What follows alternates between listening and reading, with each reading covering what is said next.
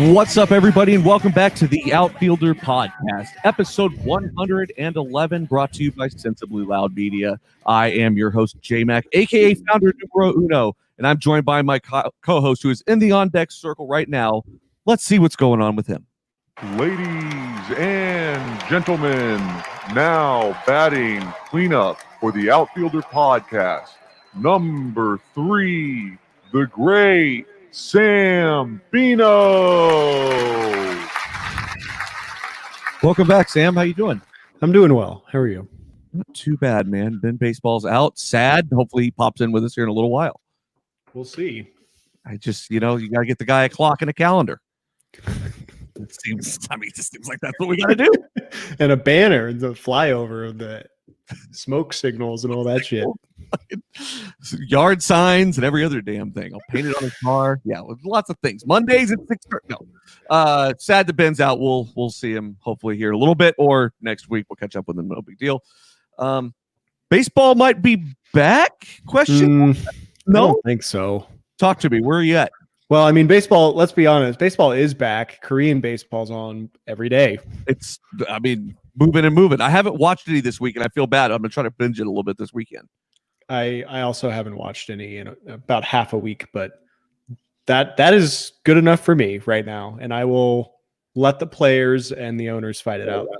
And to be like 100% fair, there are weeks where we don't watch MLB baseball either.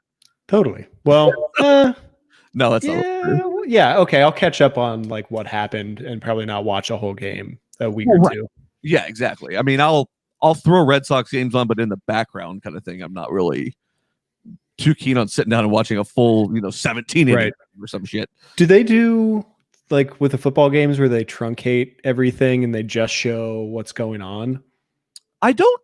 Does that didn't make sense? You know what I'm talking about, though. I do. Where they show it's like a 5-minute thing where it just takes out all the lag time. Right. It's like pitch, next batter. I think they do that. We'll have to look into that. I can't, because I know the NBA does it. I know the NFL does it. And I want to say that we discovered that last year, and it really just showed kind of like highlights of the game, but it wasn't like, you actually didn't really have to watch every at bat necessarily, but it kind of got the big things. Got it. I thought that was fine. Well, let's look into this. We still have an MLB TV subscription for some reason that no one's explained to us yet. Right. I've got one of my own. I don't even know why. Exactly. Like Ben's the one that got away with murder here because he didn't buy this and it actually worked out for him. Good for him. I know, right? But like there's just so many questions, like how are we going to handle like a fantasy baseball season? Like we don't have any clue or indicator about that. It's just there's a lot going on. I went back and listened to a random episode today. Uh-oh. Totally a random. Like I found a random number generator to pick a number between 1 and 110. Okay, and which one was it? I think it was 89 or something. It was like late last year, and we were talking about fantasy umpires. Were we really? Yeah, we were talking because Ben had some sort of story about he was talking about fantasy baseball not being able to like look up his stuff on his work computer, and then he brought up fantasy bird watching to his coworkers, and somebody said something about like a bird fantasy. Anyway, I watched that. Yeah. I listened to that episode today. That is fantastic. I recalled the fantasy bird watching, but I don't like. Do we actually break this idea out? Like, do we have any kind of measurement whatsoever of how they would do fantasy baseball umpiring? Well, I think one of our homework assignments that we didn't do, just like every episode, there's homework we don't do. I think we wanted to see if there was advanced post-game stats on umpires, and then we would, if there was available statistics on umpire performance, we were going to have a draft. Okay. That sounds like something that we would do. Yeah. Get back to that. I mean, it's interesting because there's not a lot of umpires compared to the number of players. Agreed. 100% agreed. So you'd have to. Oh man, so you'd only have like a very small lineup per day, I guess, and not every crew runs every day, so you'd have to do it by week, just like you would regular baseball. where I was running with this was I think we would make it mandatory that every umpire had to be on a team, like kickball in the 3rd grade. So like somebody would have to have Angel Hernandez and somebody would have to have CB Buckner and all that shit. Go with. Yeah, exactly. Like, yeah, that would be funny as hell. So I'm going to hand out $1 million idea right now to the listeners. I got my pen. There could be a podcast made out of the shit that we say we are going to do but never actually get to. There's a whole back channel of content that people could use to come up. Like, we're just creating ideas and just leaving them for people to do. That's right. That IP is free. Exactly. However, we may not be happy if we get ripped off, so just be aware of that too. We'll buy you out for 1.5 Domino's pizzas. Exactly. We'll have to get them cheese because it's good.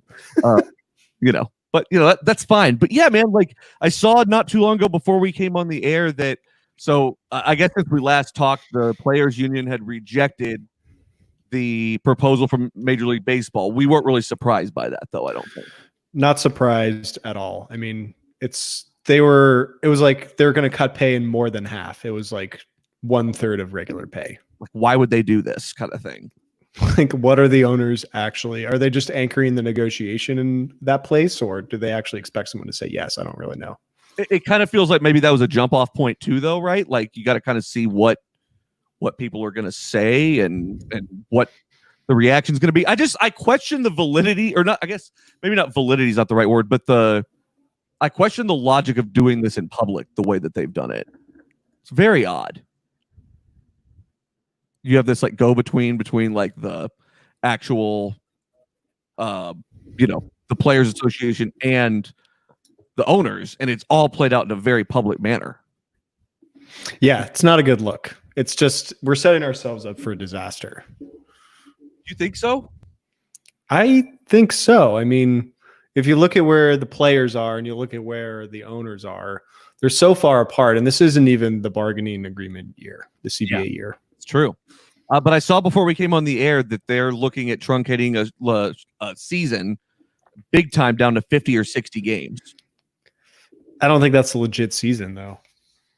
No, I agree with you. I don't think that's necessarily a legit season either. But the chaos amongst a 60-game season would be great. Could you imagine? Yeah, I mean, you'd have the A's in contention the whole season. Would you, though? Maybe.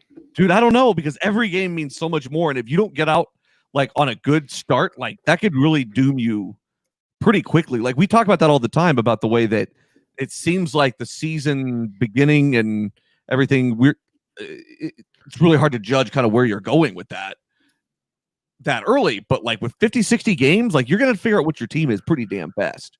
Yeah, that's true. I mean, can you tank a season with so few games? Or are the Orioles going to be able to tank?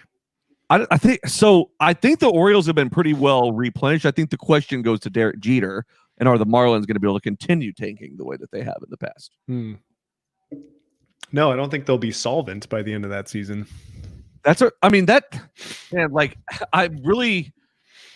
How much have you heard of just like both sides of this just bitching at each other? I mean, does it feel like that's what it is just both sides bitching about their position and a bunch of people that have a lot of money?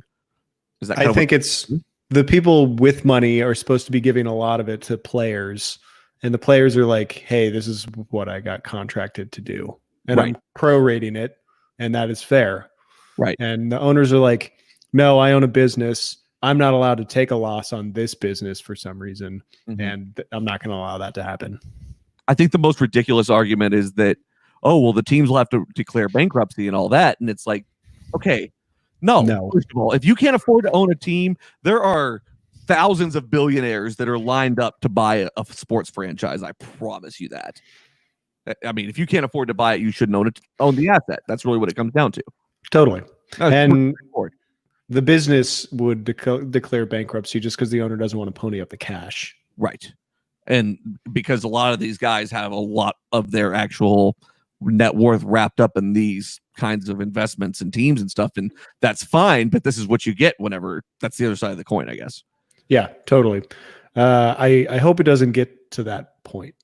I really don't either. I don't think they're going to let it get there. I think it'll just stall out before it gets there, before it gets to a nasty brawl, I guess. But I don't necessarily see it as a situation where you just got a bunch of billionaires whining at billionaires. Like these guys are, like you said, under contract. They're paid based on their talent. Like you can make the argument that like, well, there are 40 million people in this country out of jobs right now, and so the fact that the rich baseball player is out of a job, I mean that's an argument, but like there's no moral high ground in that argument. No, because I think it was Keith Falk the other night tweeted something to the effect of like 60% of players make under $1 million in the league. So it's like that's not really like that's just not great logic, like I get that, but like at the same time, like these people are valued to play their sports, and that is their value to society, whether you like that or not. Those are two different things. It's also like it probably still they're obviously like way net positive by the end of this, but sure. Like they don't play baseball forever. Like I'll be in my profession for a very long time making much less money. They make a lot more because they're obviously an entertainment product that's nationwide, and their lifespan in that career is short. Yeah, like 10 years is great. It's absolutely incredible. So, you make under $1 million, whatever the league minimum is, like 480,000 or something like that. Let's say you make that for 10 years. That's great. What's next? That's not a lifetime worth of money. No, make more money. The words that just left my mouth sound so ridiculous, right? But like you could absolutely live on that. But that's not what they're aiming for. Right. And in context to what they're like it's just extrapolating it on a bigger stage is all it is. It's what the average person does every day, but it's just you happen to be a notorious notoriety. What is that? What am I looking for? Notable. There it is. Sports figure. Like that's what you sign up for that. So like, there's every bit as much chance that you could fail at doing that. Like it's a gamble, and it's not guaranteed for anybody. That's going to be working at Home Depot Tuesdays, Wednesdays, and Thursdays from 9 to 6. Correct. Exactly. I will tell you though, man, like one thing that scares me, and one thing that I saw, I think this was end of last week. It kind of fell into the news cycle a little bit, but I mean, they cut 1,000 players across Major League or minor. I know. What are they going to do? Like these teams in the minors are very seriously at risk here. Totally. And that's like the last place these owners want to spend money is on their like AAA affiliate or AA affiliate. Right. And let me throw a wild conspiracy theory out there. Love it. Are the owners not worried about that even a little bit, because that ultimately benefits their plan of contracting the minor leagues to begin with? Is that their plan? Just our theory. No, they were already set to do that. They were cutting I forget how many teams, but they were already set to teams. I think this whole situation is like a very nice gift for the owners, because it's just fast forwarding all of their plans. Is this league structured in a way where it could technically fail? No, I don't think so either. No, it's not set up to be super successful, but it's also not set up to fail. I mean, at the end of the day, teams don't really necessarily need the minors if you really think about it.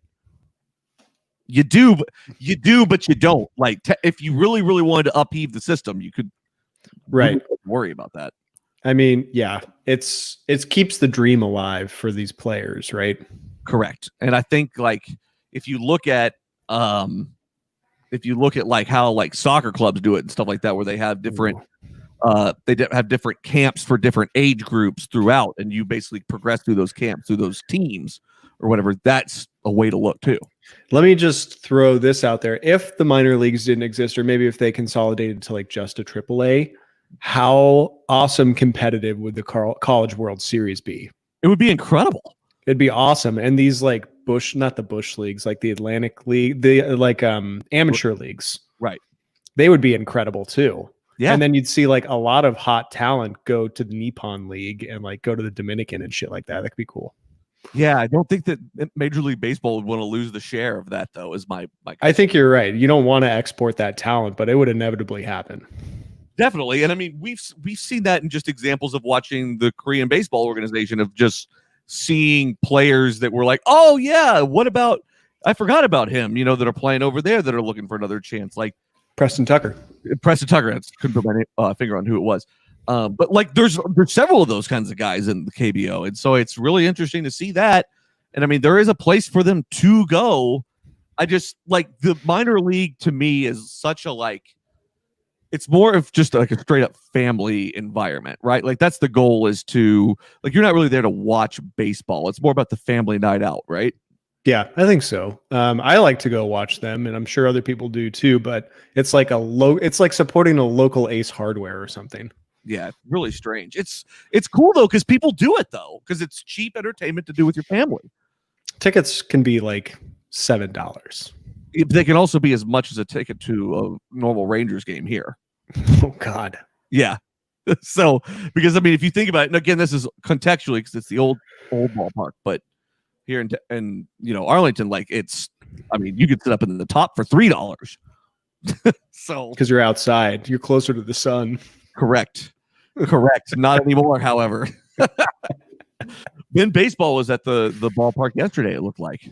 Was he? Yes. He doing baseballs? Ironically, he made a commercial for this episode that he didn't make it to.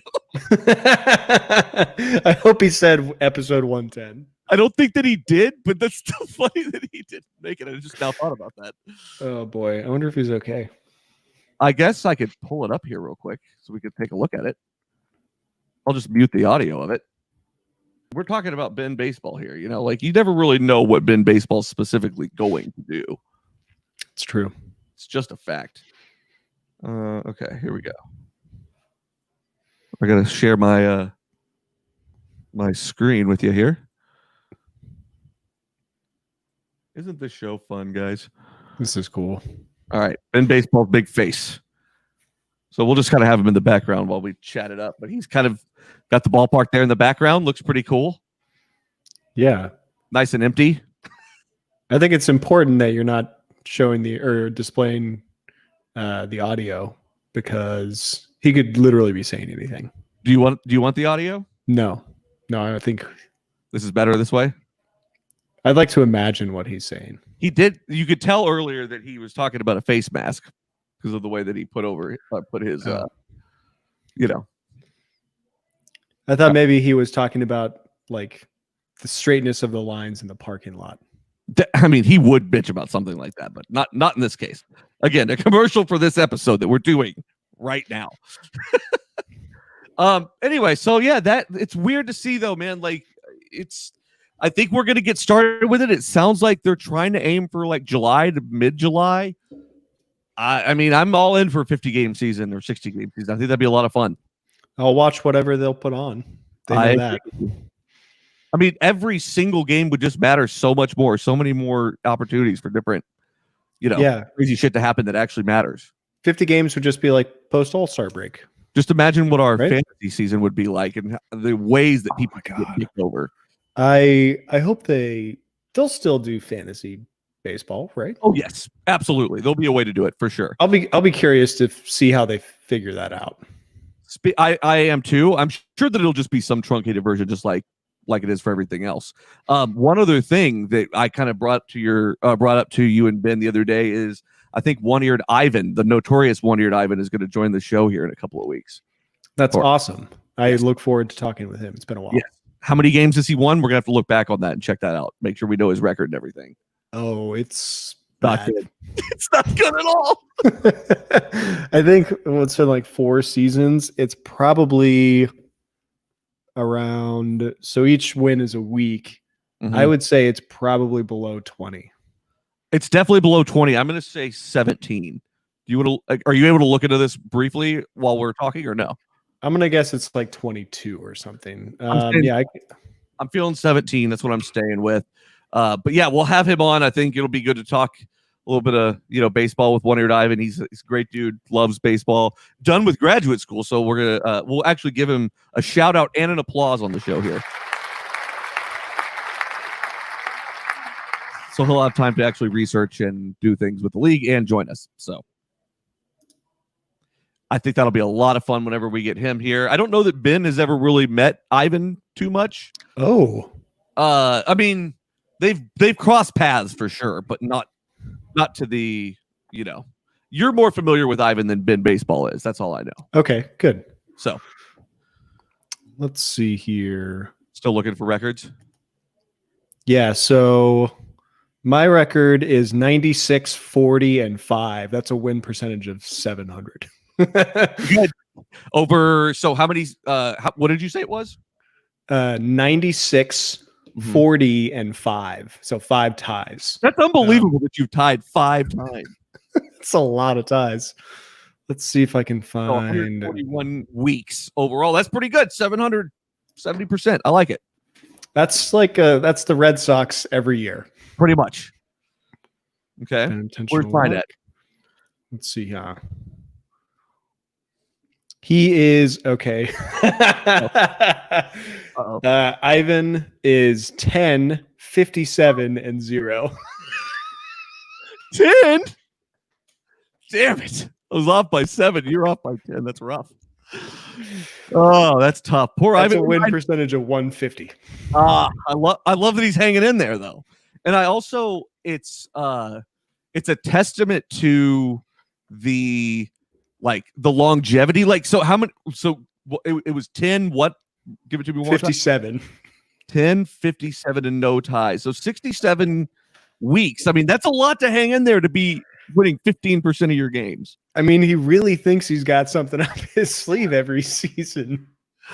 But you know what? Like, I admire it. So we're going to talk to him about it. I think that'll be fun. What is my record like? You are 61 and 31. So that's a 663 win percentage. So like right around your area. The first year or two were a little rough for me. Yeah, that's okay. Then we figured everything out. Mm-hmm. Yeah, we started gaming the system. So one thing that I've heard since we've been locked down, so we've been doing episodes basically every week since I guess like right around when the season was supposed to start. And we were going to do a predictions episode with Jimmy Midtown. That never got to happen, unfortunately. What's Jimmy, or do you still have those numbers in front of you? What's Jimmy Midtown's fantasy record? Let me pull it up. You don't have to. You don't have it in front of you. I can get it pretty quickly. But he was supposed to join us, and so for that, and then that's when all this crap kind of went down, and so we've been pretty much out every single week, and I really gotten a ton of feedback on the show that people have liked it, and that it's kind of helped them substitute baseball. And like I've seen shout outs on Twitter and different places about it. It's really awesome. But the one consistent feedback thing that I heard from all the listeners that have listened to the show for a long time is that they miss some of the segments like the POS corner. And it kind of occurred to me, it's been so long since we were really consistently doing the POS corner that I kind of forgot about it in general. Like, we probably haven't done it since like September of last year. I actually know the date the last time we did it. Oh, say more. October 7th. Okay. So that is the last episode that I was on before the end of the World Series. After the end was awards, and then we did postseason stuff. And the way that I structure the POS is generally it's about relatively recent baseball things. And without any baseball on at the end of the season, there's nothing for me to no one for me to call a piece of shit. So I haven't done it since then. And I've been trying to watch a little KBO to see maybe if I can call out a piece of shit there. Still not comfortable doing that just because I haven't watched I probably watched like 12 games thereabout across all 10 teams. Yeah. And like don't want to bash any of those guys yet. I don't know how, and they just seem like more civil. Like, we don't see the behind the scenes garbage with, there's no Josh Hamilton of KBO. We don't want to bash them, but their time is coming. I'll tell you. They can bat flip like a motherfucker. Yeah, they can. We've been over that before. But yeah, but I wanted to do it just because, like I said, we've had that feedback. It's been a long time. And for those that aren't aware, that it comes with just ridiculous music and all that. So we're going to do it. Let's do the POS quarter. This is Paul Ramham from WBAT in Cincinnati. We interrupt this regular scheduled programming to bring you this breaking news bulletin. It appears that people have been called pieces of shit from around the globe. Baseball players in particular seem to be the main target. However, no person, concept, or universe is exempt from this cruel but very usual punishment. The perpetrator has been identified as the Great Sambino. Police have confirmed that he is still at large and about to take his piece of shit corner. Ding, ding, ding. Huge piece of shit. Hello again, America. Let's talk pieces of shit. So last piece of shit I did, October 7th, was Zach Greinke. He's on the Astros. And why was Zach Greinke in the piece of shit corner? Do we remember? I do remember why he was in. He gave a Bill Belichick news conference where he had like a real face on him. He had like a shit-eating grin where he was like gleefully dodging questions. One of the questions that he dodged was like, hey, you're in your hometown. What's it like playing on a different team and being so close to home with your family and friends all around? And he just goes, I don't know. And like, just come on. He just sucked. And then he went and like gave up 6 runs in the World Series. Naturally. He got like shelled that next night. I remember that.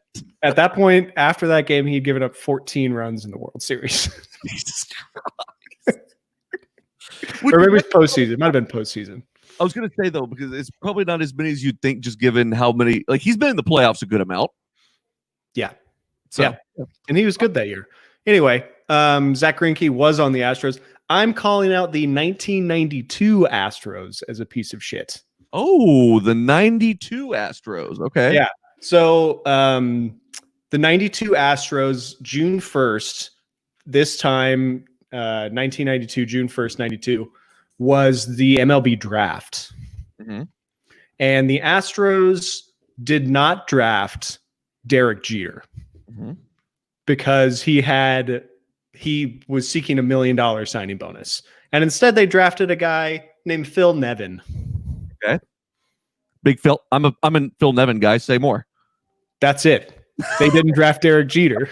What a piece of shit move. They knew he was good. Everyone knew he was good. They passed on him.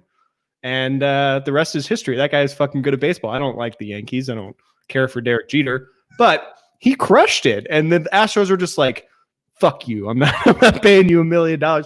Like, what a waste. Like, that's the ROI on spending that $1 million is like 8,000-fold. What's the guy's name again? Phil Nevin, Nevin. All right, let's take a look at old Phil's career. He was in Cal. He's from Cal State Fullerton. Okay, so played what 96 through 2000, 95 through 2006. That's pretty good. Got the longevity factor going on here. Let's see, 12-year career.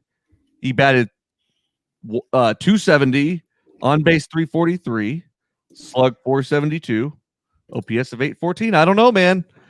I think that I think they might have made the right choice here over Derek Jeter, the Hall of Famer and like 12-time All-Star. I'm just telling you, man. You got a lot of solid performance here.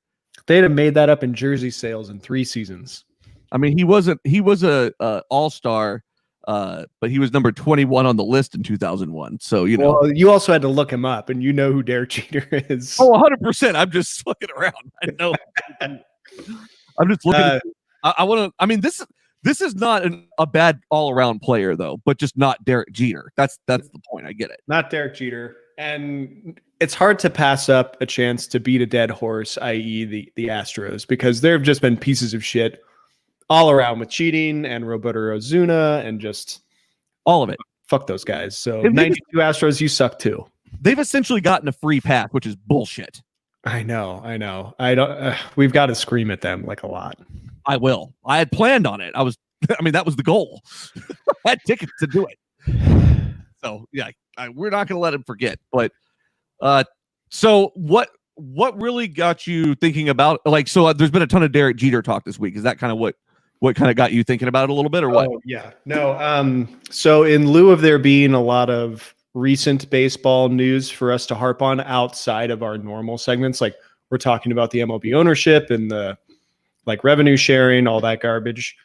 There's no real baseball for me to harp on. So what I did is I Googled this day in baseball history, and there's a list of like 40 things that happened June 1st across all the years that baseball's been going on. And so in 92, the Astros didn't choose Derek Jeter in the draft. I have another this day in history piece of shit. We'll get there in a second. I just want to know why you're shitting on Nevin here, who was a Texas Ranger not once but twice. I'm sorry, Nevin is not the piece of shit. The Astros are. Okay, that's fair. But I want to know why you're shitting on Philip Nevin here. Like he's on your team. He's Philip now. Are you guys buddies or something? I don't think he's getting the due that he's deserved here. That's my problem with it. Whatever. I don't even know. What's his middle name? He was on your team. I don't care. I know that you were big into it in the 2005 and the 2006 season. Probably. Nah. So drafted the third round in the June amateur draft. Wow. Okay. Interesting. Yeah. What a real piece of shit move by the Astros. However, I guess I'm not very surprised. By the way, Philip's middle name is Joseph. Sounds pretty Philip Joseph Nevin. Sounds about right. PJN. Yep. Not bad. Not bad at all. All right. Not great. Not Hall of Fame great. Pretty tough. It's like a 2/3 of a, what's his name? The Michael. Oh, man. I blew it. I forgot his name. The third baseman from the Rangers. He was Michael Young. 2/3 of a Michael Young. 2/3 of a Michael Young. That's like a 180 hitter. That's like 7 Ronald Guzmans. Or 14 Maytags. That is the sad part of this season is that I don't know how we're going to measure things in people's body parts. We'll figure it out, I'm sure. Don't worry about that. By the way, the Rangers went 79 and 83 in 2005. That was under Buck. And in 2006, they went 80 and 82. So maybe Philip Nevin didn't really help the team very much. That's so middling. I know. It's not great. My team's just so average. Just so average. Holy shit. Hank Blaylock was on that team in 2006? Hank Blaylock was good. Holy shit. I've really forgotten about Hank Blaylock. Jesus Christ. That's big awesome. Guy. Oh, man. That's awesome. All right. Who's your second one? The second one is the year 2000 on June 1st, the MLB owners. Okay. Would you like to know why I'm choosing the MLB owners on June 1st of the year 2000? So you're saying on this day, specifically, they were pieces of shit? Probably the months leading up to this date as well, but just trying to transport you back to basically same time, 20 years ago. Got it. Okay. So this is when the MLB was doing realignment because the Diamondbacks and the Tampa Bay Devil Rays were coming in their new expansion team. So we got to figure out where they're going to go. Right. Yep. So the owners are struggling with how to realign the teams. What they're proposing is that the Devil Rays and the Diamondbacks are sort of switching leagues, and they're going to eliminate the NL wild card. And then the AL Central is going to consist of 6 teams to go along with 6 divisions of only 4 teams. So that's their solution. Yeah. What? That's the MLB owners' solution. So run through that a little bit slower. Okay, so let's go break this down point by point. Right. So the Devil Rays and the Diamondbacks are going to switch leagues. So they would just flip-flop every other year. One would be in the AL, one would be in the NL, and then vice versa? Yeah. So this was like a proposal that they were trying to get passed. This was their solution to injecting 2 teams. Okay. And they were going to eliminate the NL wild card because of that. So would that balance the ticket? I guess so. I guess it because there'd be more teams on the NL. Okay. All right. Let's forget that that's fucking obtuse. Yeah. Beyond all reason. Yeah. And move on. Okay. I want to make sure. The AL Central would then consist of 6 teams to offset what's going on in the NL. Okay, so that would have been 6 divisions with 4 teams. 6 divisions with 4 teams. I never understood this. I never understood why they got to this point where they were imbalanced like that. I don't understand how that ever made sense. So even just reading the words, it doesn't add up to me at all. The things I just said don't actually make any sense. I can't actually, if I were to write all that down, I'd be like, what the fuck is going on? So I don't know how that was their official proposal. Now, Guess what the Players Association recommended? Oh no. I can't even imagine. You got to tell me. Moving the Astros over to the AL West. That was it. Who would have thought? So the owners are over here in their corner, like doing whatever, and the players go 6 teams over here, 4 teams over here. Why don't we just move the Astros? So they did. Amazing. And it balanced everything perfectly. I just think that's like a very, given what's going on with ownership right now, it's a very interesting snapshot 20 years ago of just how much of a shit show it was then. And it is now. Like, you got 30 billionaire owners trying to make conscious, lucid, coherent decisions about organizations, and they're only thinking about themselves. Like, clearly some of the shit that I just read off was to favor like the Royals or something like that. And what? It makes no sense. Makes no sense whatsoever. That's very true. Have you ever seen a movie called Rat Race? Mm-mm. Okay. So first of all, definitely one you need to get on. But movie called Rat Race, and essentially these billionaires are all getting together, and they essentially have this situation where there's a gold key, and they have these people racing from all around the country to get to it, and they're taking bets to see how much money it would cost for people to do different things for them, like, you know, hookers and weird things, and just like all kinds of strange things. Sometimes I feel like owners of sports franchises just sit around in a room and just try to come up with the weirdest fucking shit that they can come up with and say, okay, let's see if this sticks. Sounds good. Let's try. Yeah, like, no, that never sounded good to anybody. What are you talking about? Like, no wonder the Players Association feels like it needs to square off against itself, really and truly here, because They're not. And you know, to be by and large, to be a billionaire, you're probably pretty old. Like, it takes you a while to accumulate that much money outside of like your Mark Cubans, I guess. Yeah. And these guys don't have a fucking clue. They're usually like, I'll buy a sports team. Yeah. Like my Poppy did in Cincinnati. It's very interesting though, because I'm actually reading a book right now about it's not baseball related, but basketball related, and it's about the Warriors and their construction of their dynasty team in the mid 2000s, and like, it's really interesting because it goes into the Silicon Valley type of approach of finding the best people that know the most about things, like the really basic, honest, logical approach, really and truly, like, hey, I don't know something about this, maybe I should hire somebody that does and listen to them. Right. And it really talks a lot about, and I'm really kind of enamored with that too, that idea of like the top down type of approach, and why that matters in sports, and why you see so many people that just bumble these ideas and these things all the time. Like, I don't understand how you spend 2 months saying, I'm going to take Ben Baseball in the draft, and then all of a sudden just say, huh, we're taking Jimmy. Right. Like, I don't understand how that happens. Well, you know, those owners get a bit of an ego. These are big players in the business world, and they're just like, I know what I'm doing. Don't worry about it. I'm always right. And I always got yes men around me. It's like, you got a bunch of guys figuring it out for you. And if you lean into that, you're going to go to the moon. Yeah, it's unlimited revenue sources, really. And one of my this brings to mind one of my favorite quotes. It's all you can do with any large operation is get the best people around you and let them go. Amazing. It's really straightforward. It's not hard. That's why I say that all the time. It's not hard. It's really not. Amazing. An amazing piece of like historical trivia. I think baseball or Ben Baseball will be proud of that for you. Yeah, I'm gonna have to dig into this a little bit more. I just got like the one little blurb, and I was like, "This is outrageous." But I need to look up the details because something's either not adding up in what I've written down and like transposed from the website over to here, or there's more to the story.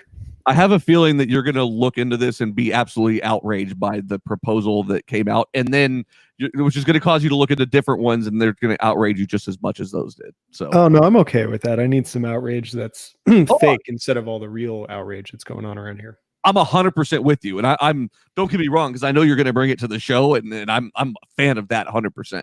But yeah, there's just so many things where sometimes you're like, my God, it's just unbelievable. All right, good POS corner, man. It's been a while. 8 months, if my math is right. That is math. That can't be right. God. I know, right? Seems like it was years and years ago. So those that aren't familiar, that's the POS corner. It's usually in the show every week. We'll be hopefully doing it more once baseball gets back. So you were bringing up historical things. Something came across my desk today, and it was a good reminder of one of my absolute favorite things that's ever happened in it's hard to say Major League Baseball because that's not really necessarily accurate, but just baseball, I guess, in general here. And in 2007, and this is like one of those June 1st notables, but in 2007, Mississippi Braves manager Philip Wellman engages in a classic tirade, which involved covering home plate with dirt. Yes. And I had to play it on the show first and foremost because this is one of my favorite things ever. But this is one of the most, if you haven't looked this up, I remember this. Like I said, Phil Wellman, WELLMAN. He was a manager in, it was like the Braves minor league affiliate.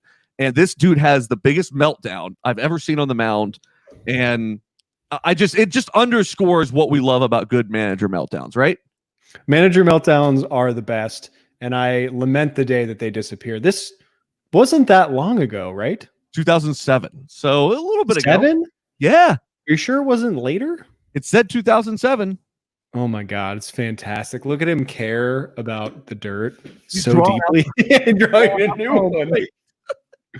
He's drawing out the home plate because the strike zone was so bad. Now he's headed out to third base. And he's giving that guy a piece of his mind. Kick the third base. Oh, he takes the base. Takes the base. This is a real disadvantage to those that listen to the podcast and don't watch on YouTube, but it's not something that we can just talk about and not watch as we go about it. But I mean, hurling a base out into the outfield is incredible, right? He could do better than that. I think he could have gotten it to the outfield in the air. Well, I wouldn't worry because he follows it up pretty nicely. Yes. Part with the, forgot about this. The army crawl to the take the rosin bag as a grenade. I love that the players are just standing around laughing. It was a really good sky hook to the home plate. Just bombed it right in front of the umpire at home plate. I love him go like, so called. Got him. He is not happy about this ejection in this game either. He's going to go have a deep pull on a bottle of cheap whiskey. He's not even done yet. The most amazing part. He takes another base with him. What do they do in that situation? I mean, do you stick security on him? Probably not. He knows he'll calm down. Do you ask for the bases back?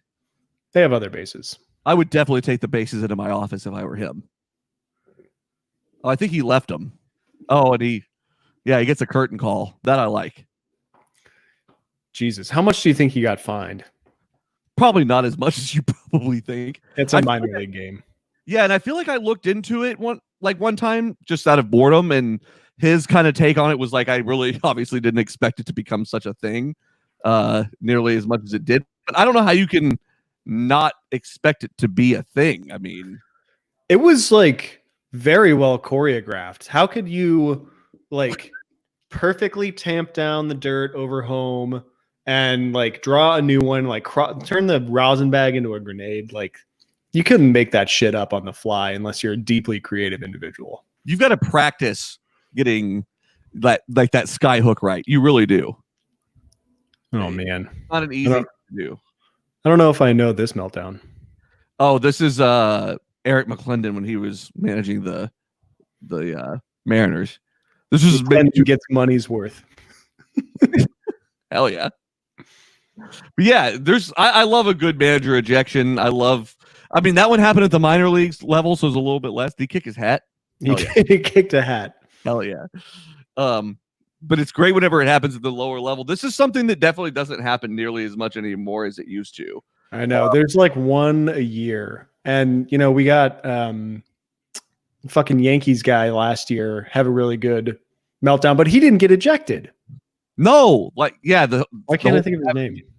Aaron Boone. Aaron Boone. God, Nick Punto playing in the league. Remember that? Yeah. But yeah, like it's an anniversary. It's one worth celebrating. I'll never forget the first time I saw it. I literally was in tears laughing because the guy throws a rosin bag like a grenade, and the way he bear crawls to it is just fantastic. Bob Mel is good. I watched like an unhealthy amount of Oakland A's baseball when I lived in the Bay Area. And I remember he's good. And he doesn't like he doesn't chirp unless it's real. Right. See, I like that. I don't want it to be manufactured nearly as much as people would think. Oh, is this the whole meltdown when Brett Gardner? Was that a thing? Oh man, but yeah, these are the things that I'm missing about baseball, right? Is that kind of where you're at with it? Yeah, I mean, you don't get this in other sports. No, it's like super calm and collected and calculated, and then it's like absolutely emotional underneath until somebody like totally boils over. I love that though, because a bunch of shit has gone awry before that happens, right? Like that's before we get to a point where everybody's just boiled over, like things have not gone according to plan. Yeah. Can I just say that I don't want to fight Joey Votto? No, I feel like he would absolutely kill somebody if he got. I feel like he's got a lot of power in his base. You know what I mean? Yes. I know he has a lot of power in his base. Look how he hits. You want to talk about bat flips for the ages. Talk about a waste of talent, unfortunately, too, which is sad. Yeah. He never made it very far, but he's great. He might be Hall of Fame material. I don't know.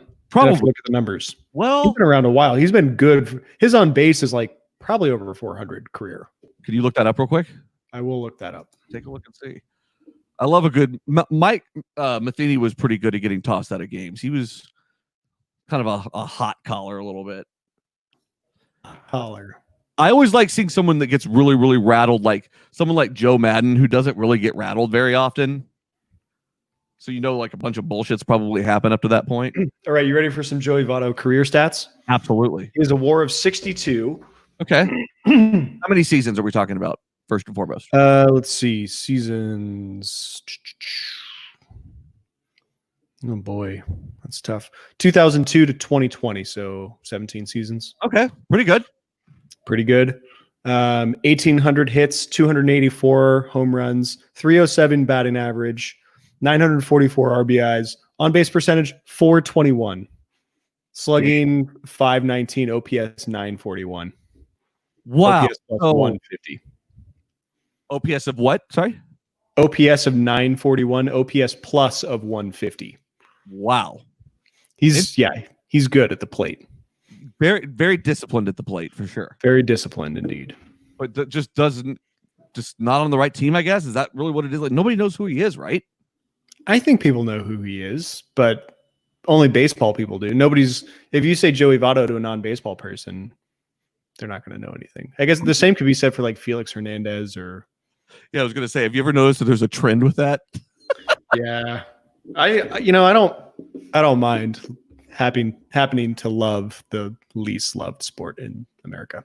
Yeah, it just kind of scares me for the future of it whenever we kind of talk about what we were talking about earlier with the contract stuff and all that.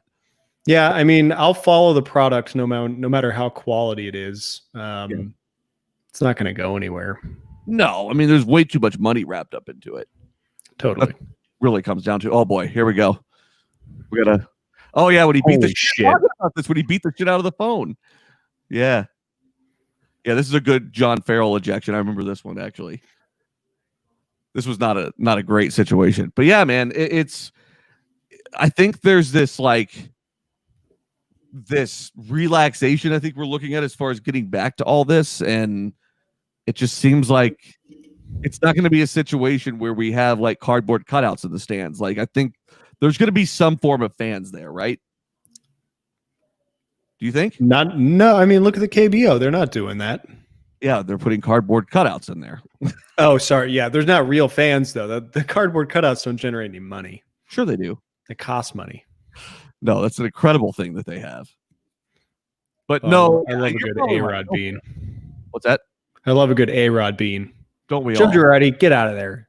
You're terrible on television. It's going to be interesting to see what he does with the Phillies. It really is. When was the last time you thought about Ryan Dempster, by the way? Oh, boy. I'm going to say 2008. Yeah, it's been a little bit. He pitched for the Rangers in like 2012, didn't he? He did. I don't know about somewhere around there. Yeah. Early 2010s era. Yeah. God, I miss baseball. Oh, here we go with some George Brett freak out. Hell yeah. I miss American baseball because this doesn't happen in Korea. They're all happy to have jobs and like they grew up dreaming of this shit and they like just treasure it. Everybody's nice to one another. Everybody's respectful. Americans have nothing left to lose. Very respectful. And yeah, it's okay. It's a shame. George Brett, Black Bucks, no socks. Yeah, if you don't know what that is, you should. I don't even know if I should recommend people looking into that. To be honest with you. Yeah, I think that's like one of my top 5 recommendations for YouTube. Yeah, it's definitely Forever. It's a great one. It wouldn't make sense without the audio. I mean, I guess we could always just play the audio on the show if we wanted to, but whatever. We'll get into it at some other point. I think it's worth its own segment more so than anything else. We should commemorate the anniversary every year when it happens because it's just our favorite thing. It really is. Oh boy, I love a good take the jersey off and throw it. Is that Torrey Hunter? Oh yeah, man, he's good. He was good too. Didn't he play till like last year or something like that? He was around a really long time. Real Daryl Strawberry. Is he like a Hall of Famer? Do you think? I don't think so. What are his numbers? Let's take a look. I bet you he is. Probably not first ballot though. He played too long on the Angels to be in the Hall of Fame. They're going to be a deluge of people that are going to get in because they're going to be trying to cover for the fact that they're not going to let people like A-Rod in, which is fucking unbelievable. Yeah. That's kind of to be expected. Why is not pulling up on Baseball Reference? Torrey Hunter, right? No, play baseball. It's 2 eyes.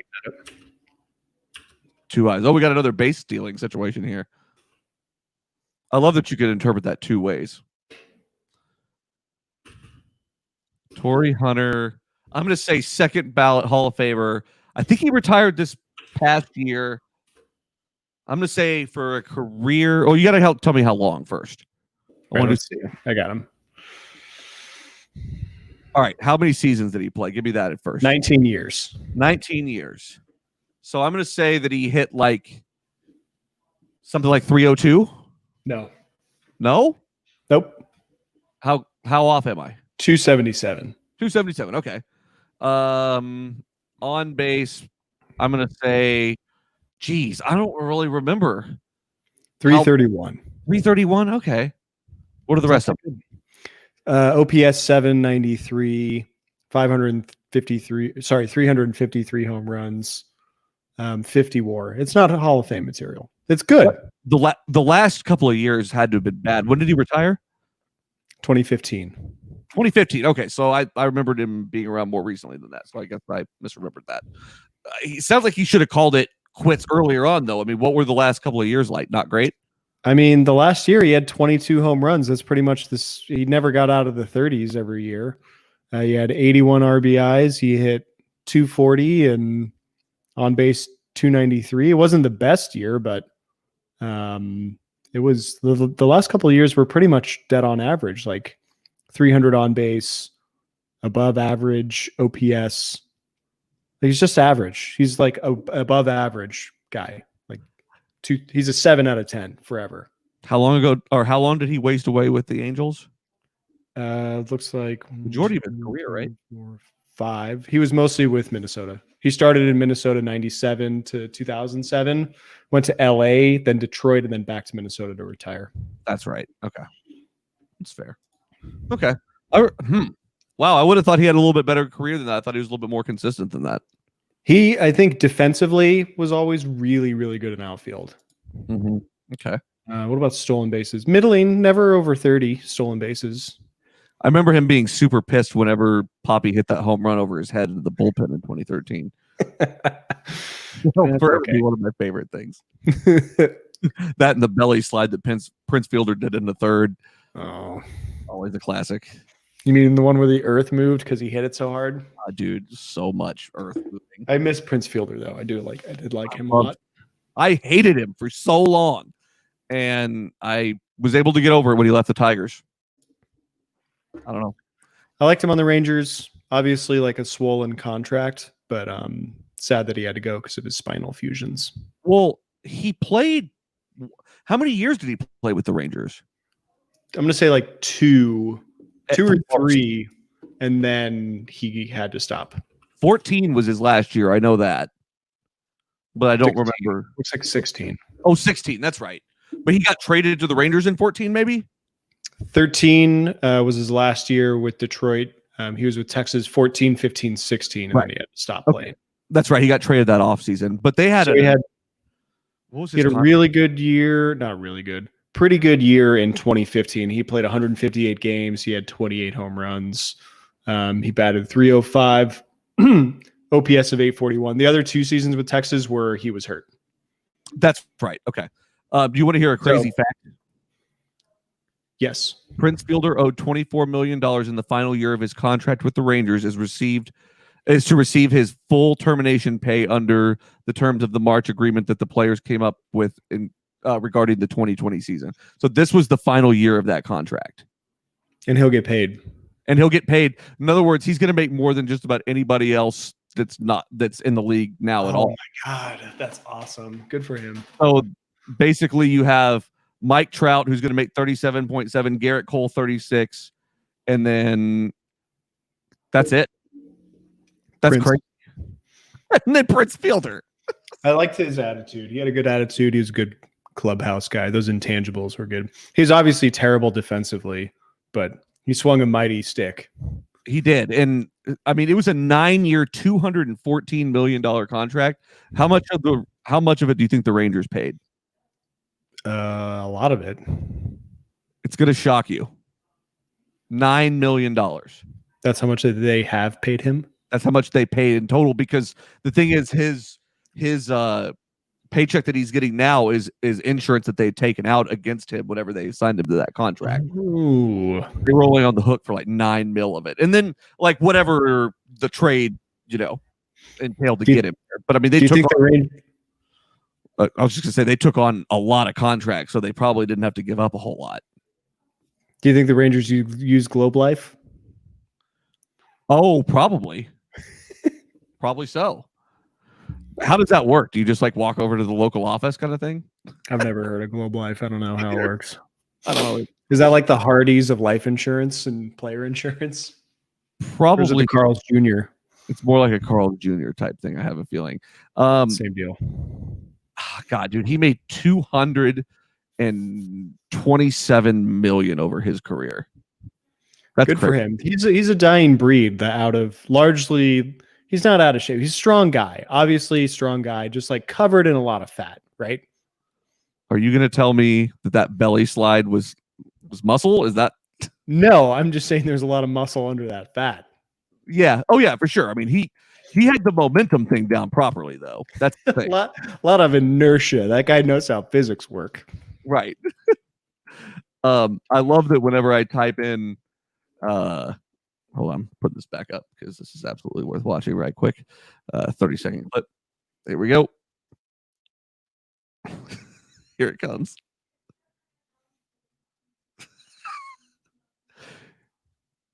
The base isn't even in the frame before they got him. Nope. Not even close. That's good. Great. I think yeah.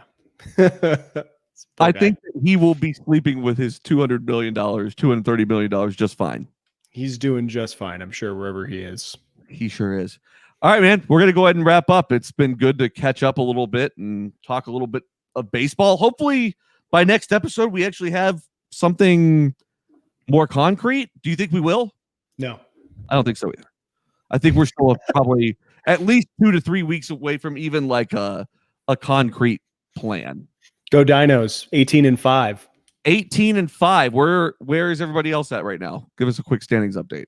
The LG Twins are 2 games back from them. The Doosan Bears are 2 games back from them. I'll pull it up real quick. NC Dinos 18-5. LG Twins 16-17. Okay. Doosan Bears 19-4. We got 2 teams at 500, and the rest are a bunch of losers. Okay. Not surprising. All right. We'll do more KBO update next time when we have a little bit more time, and we have been baseball here to own his pick. Until next time, make sure to check us out at sensiblyloud.com and follow us on social media on Facebook at Sensibly Loud Media, as well as on Twitter and Instagram at Sensibly Loud. We want to thank everyone for tuning in for episode 111 of the Outfielder podcast. We'd like to thank all of our fans, Sensibly Loud Media, our sponsors, and those with the sharp eye to keep the runners close. Grounds crew, please keep patrolling that outfield. Big ups to Kevin Towers. Don't text and drive, and we'll see you right back here next time on the Outfielder podcast. We live for anything, like a world today. It's not better than I know the way.